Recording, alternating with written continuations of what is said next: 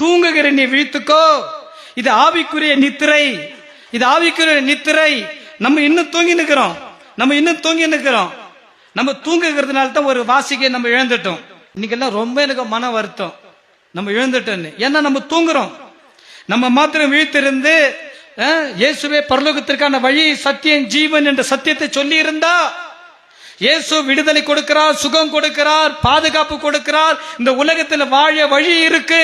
மன வலிமையோடு இரு, மன தைரியமா இரு, மனசை விட்டுறாத, கர்த்தரால கூடாத காரியம் ஒன்றுமே இல்லை என்ற சத்தியத்தை அவர்களுக்கு சொல்லி இருந்தா அவர்கள் உயிரோடு இருந்திருப்பாங்க. நம்ம ஆழ்ந்த கன நித்திரையில் இருக்கிறதுனாலே, நிர்விசாரமா இருக்கிறதுனாலே, ஏனோ தானோ என்று இருக்கிறதுனாலே, நாம் சொந்த குடும்பத்தை நடத்தி கொண்டு இருக்கிறதுனாலே, மனம் போன போக்கிலே நாம் இன்னும் சென்று கொண்டிருக்கிறதுனாலே, இஷ்டம் போல மனம் என்ன தோன்றுகிறதோ, கண்ணு என்ன பார்க்க தூண்டுகிறதோ, அப்படி மனம் போன போக்கில வாழ்ந்து கொண்டிருக்கிறோம், பேசிக் கொண்டிருக்கிறோம். அநேக ஆத்துமாக்களை நம்ம ஒவ்வொரு மணி நேரம் இழந்து கொண்டிருக்கிறோம். உனக்கு மாத்திரம் நல்ல தெளிவு, நல்ல கிறிஸ்துவின் அறிவு, தெளிந்த புத்தி உள்ளவர்களா இருங்க பைபிள் சொல்லுதே. கர்த்தரை அறிகிற அறிவுன்னு வேதவசனம் சொல்லுகிறதே. நமக்கு ஒரு தெளிவு, உணர்வுள்ள ஒரு இருதயம் இருந்தா, ஐயோ என் தாய், என் தகப்பன், என் உடன்பிறப்புகள், என் கணவன், மனைவி இன்று மரித்தா அந்த ஆத்மா நரகத்திற்கு போகும்.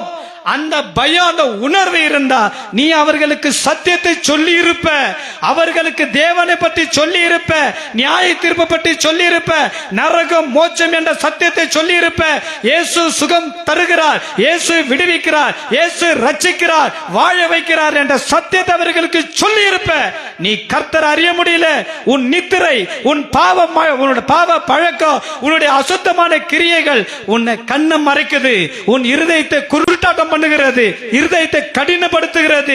உன்னுடைய பாவம் உன் செவிகள் கர்த்தருடைய சத்தியத்தை கேட்க கூடாதபடிக்கு அடைத்து போடுகிறது. இப்ப புரியுத? நித்திர மயக்கம் எவ்வளவு மோசம். தூக்கத்தை விரும்பினால் நீ சோம்பேறியாவ என்று பைபிளை சொல்லுகிறது.